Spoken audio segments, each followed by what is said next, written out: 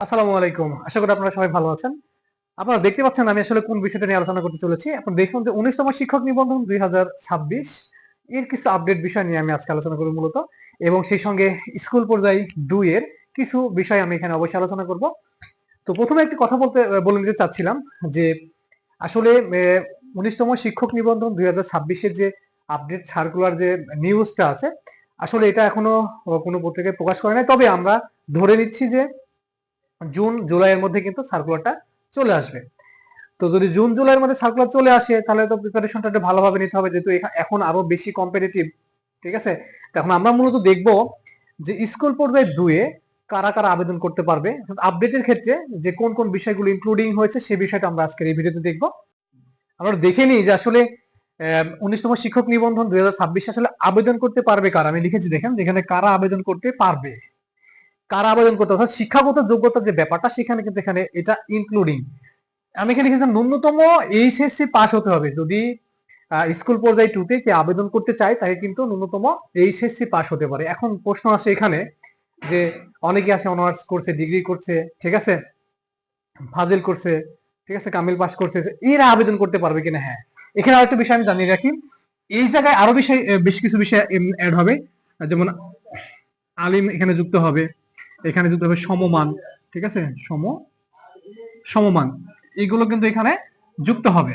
সমমান বলতে এখানে কিন্তু এটা ভোকেশনালকে রিলেটেড করা হয়েছে, এটা হচ্ছে মাদ্রাসা বিষয়টা এখানে আসছে।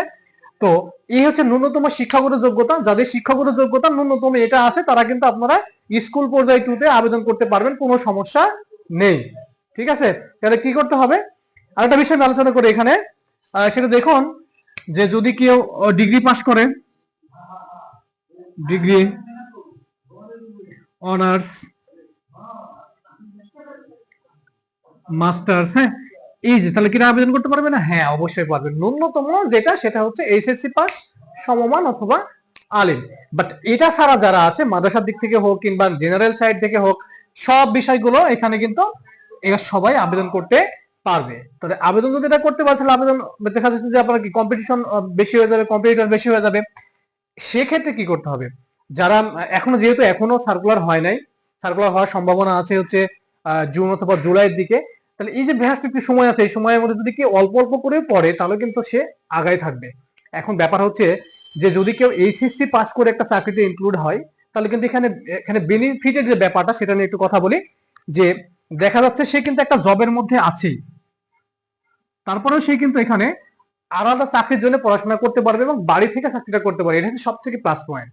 ঠিক আছে, তো স্কুল পর্যায়ে 2 এর ক্ষেত্রে যে শিক্ষাগত যোগ্যতা যে বিষয়টা ছিল সেটা কিন্তু আমি আপনাদেরকে ক্লিয়ার করে দিলাম। এখন মূলত বিষয় হচ্ছে যে পর্যায়ক্রমে আপনাদেরকে ধারাবাহিকভাবে পড়তে হবে, যেহেতু এখানে এইচএসসি রিলেটেড আছে, এখানে ডিগ্রি, অনার্স অথবা মাস্টার্স আছে। তো সবার ক্ষেত্রে কিন্তু একটা বিষয় বলি যে কম্পিটিটিভ পরীক্ষা, কম্পিটিটর যদি বেশি হয় তাহলে কিন্তু পরিশ্রম আপনাকে অবশ্যই বেশি করতে হবে। ঠিক আছে, আমি আবারও একটু নিউজ আপডেটিং করে দিই, সেটা হচ্ছে যে ১৯তম শিক্ষক নিবন্ধন ২০২৬ এর সার্কুলার কিন্তু হতে পারে কখন, জুন থেকে জুলাইয়ের মধ্যে, অর্থাৎ এর মধ্যে কিন্তু সার্কুলারটা হওয়ার সম্ভাবনা সব থেকে বেশি।